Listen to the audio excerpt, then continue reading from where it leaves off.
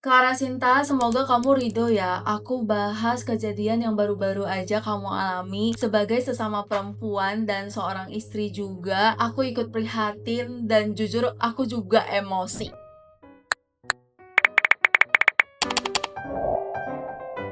Hai guys, I'm Henny. Welcome to another tutorial aku. Di video kali ini aku akan bahas tentang Shinta Clara. Jadi buat yang belum tahu Shinta Clara itu siapa? Shinta Clara itu adalah seorang selebgram yang aktif banget di sosial media dan konten-kontennya itu sempat viral yang soal ridho atau enggak. Nah, kali ini aku mau bahas kejadian-kejadian yang baru-baru aja dia alami. Jadi dia nikah itu di Agustus 2025, which is belum setahun, dan biasanya itu lagi di honeymoon phase, lagi hangat-hangatnya, lagi sayang-sayangnya. Tapi kok yang terjadi malah jauh dari kata manis. Clara Sinta justru menghadapi kejadian yang sebaliknya. Dan ini serem banget buat kita cewek-cewek yang lagi viral ini, yang lagi panas ini. Ternyata suaminya itu ketahuan VCS atau video call yang gak pantas dengan cewek lain. Bahkan Clara sendiri itu mengupload videonya, bukti videonya itu di sosial medianya tanpa sensor. Kamu bisa-bisanya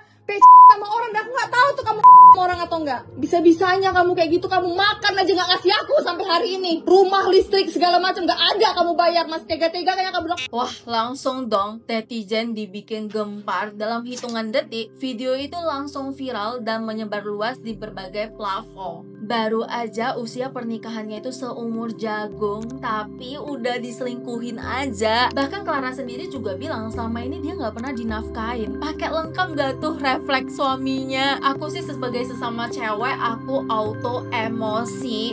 Jadi yang mau kita bahas, ada apa sih dengan drama ini dan apa yang bisa kita pelajari. Memang kalau ngomongin soal perselingkuhan, sebenarnya ada beberapa penyebab yang sering banget terjadi. Yang pertama, komunikasi yang mulai renggang. Maksudnya gini, di awal hubungan biasanya kita itu bisa cerita apa aja ke pasangan kita, dari hal-hal kecil, hal-hal sepele sampai ke hal-hal yang penting. Pokoknya semuanya itu di-share. Tapi lama-kelamaan, kalau salah satunya atau keduanya itu mulai jarang cerita, mungkin karena sibuk, capek, males, atau karena sering bertengkar, itu kayak kamu itu lagi bangun dinding tipis yang bikin hubungan kalian itu jadi renggang. Nah, yang bahaya itu bukan cuma komunikasi yang renggang, tapi ketika satu pihak mulai berhenti untuk mendengarkan, pastinya pihak yang lain juga ngerasa nggak didengerin. Misalnya, ketika kamu lagi cerita sama si Doi, ternyata Doi itu balasnya singkat, cuek, kesannya itu nggak peduli, dan itu bikin kamu lama-lama jadi nggak nyaman untuk curhat sama Doi lagi, dan akhirnya malah bikin kalian itu jadi sama-sama cuek. Dari situ ada jarak yang mulai kebentuk, bukan hanya jarak secara fisik aja, tapi juga jarak secara emosional. Kalau dibiarin terus, ini bakal berpotensi jadi micro cheating, bikin Doi mulai cari tempat-tempat yang bisa bikin dia nyaman dan didengerin. Bahkan kayak suaminya Clara, dia carinya di cewek-cewek yang kagak benar. Mungkin aja tanpa kita sadari, ini bisa jadi karena hal kecil yang jadi pemicu awal perselingkuhan. Kedua, kurangnya perhatian dan rasa dihargai. Kadang orang yang selingkuh itu bukan cari pasangan yang lebih cantik, lebih ganteng, lebih kaya, tapi yang mereka cari itu seringkali itu cuma satu, yaitu validasi. Maksudnya gimana? Kita semua pasti pengen dilihat, pengen didengerin tanpa dijudge. Bayangin, kamu lagi capek kerja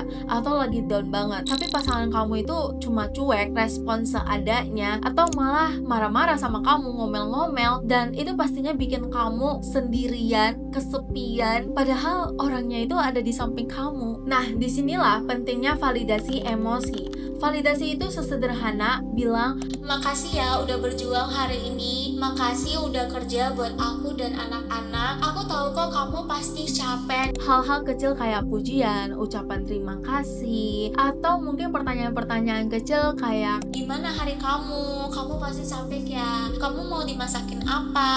Itu sebenarnya adalah cara kita bilang ke pasangan kalau mereka itu berharga dan bentuk respect kita untuk menghargai keberadaan mereka. Respect itu fondasi dan validasi itu adalah perekatnya. Kalau respect doi udah hilang dan kamu nggak pernah lagi dapat validasi dari dia, lama-kelamaan hati kamu itu jadi haus perhatian. Jujur aja, kondisi hati yang haus perhatian itu bahaya banget, karena begitu ada orang lain siapapun itu yang tiba-tiba ngasih perhatian kecil atau sekedar dengerin curhatan kamu, disitulah celah perselingkuhan terbuka. Ketiga, soal kebiasaan dan kesempatan. Ini berhubungan sama domino effect dalam hubungan. Kadang kita itu suka banget anggap remeh sama hal-hal kecil, kebiasaan-kebiasaan kecil pasangan kita, padahal itu bisa jadi awal dari kehancuran. Bayangin kalau dia dari sebelum nikah punya kebiasaan-kebiasaan buruk kayak suka ngejudi, suka minum-minum, suka mabuk-mabukan, bahkan suka flirting tipis-tipis sama lawan jenis, suka ngechat-ngechat. Ya alasannya itu ya cuma bercanda, cuma iseng-iseng doang. Guys,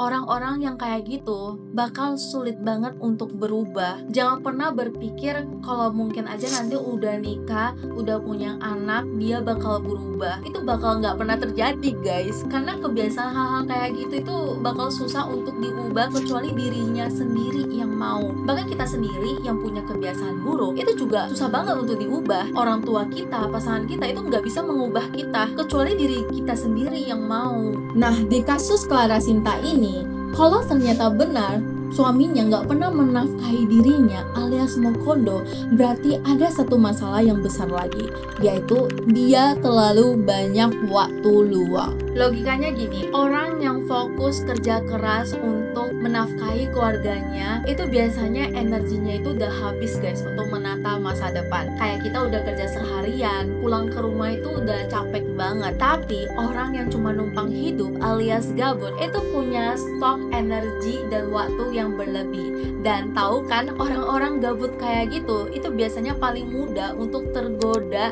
sama hiburan-hiburan dan validasi instan kayak VCS, selingkuh, judi, mabuk-mabukan. Seharusnya sebelum mutusin untuk nikah, doi udah selesai sama dirinya sendiri, udah paham lah tanggung jawab sebagai kepala keluarga itu kayak gimana, atau paling enggak udahan lah sama masa-masa bandelnya. Apalagi suami Clara ini udah 4 kali nikah, guys, udah 4 kali nikah. Seharusnya dia udah paham dunia pernikahan itu seperti apa. Yang perlu diingat buat kita semua, baik itu cewek maupun cowok, perselingkuhan itu bukan kecelakaan, perselingkuhan itu bukan hal yang tiba-tiba terjadi begitu aja, tapi perselingkuhan itu adalah keputusan untuk melanggar komitmen, keputusan untuk mencari yang lain, dan keputusan yang selalu bisa kita cegah. Dan ada satu hal yang cukup sensitif tapi perlu kita bahas.